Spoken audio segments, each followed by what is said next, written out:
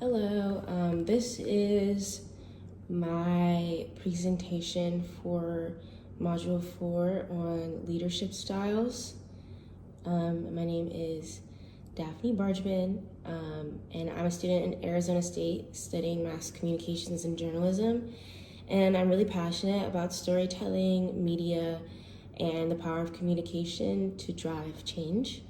And then outside of the classroom, I work as a barista at Starbucks. I'm participating in the Starbucks College and Achievement program. And I've developed a lot of interpersonal skills and a love for connection with people from all walks of life because of my interest in travel and also my work in the service industry. And then I'm also a part-time worker at Dries Homes, where I'm a community representative.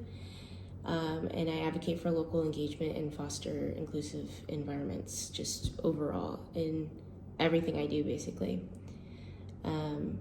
So in short, I value community, travel, social reform, and I've been pretty committed to using my experiences in education to amplify underrepresented voices for a more informed and equitable society.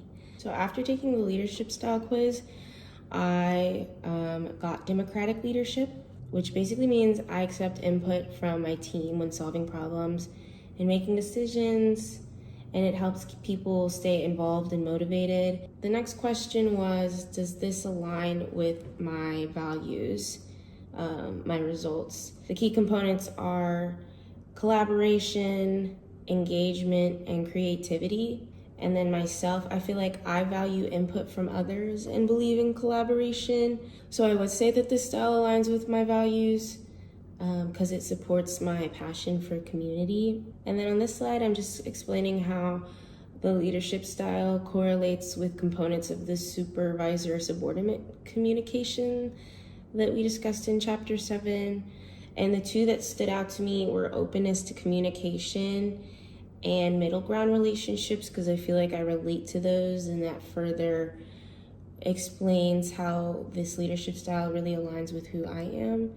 But in the average supervisor communication style, there's the openness to communicate, where subordinates are more open to talk to people in positions of power, and it usually creates an environment where people are more productive and have a lot of morale.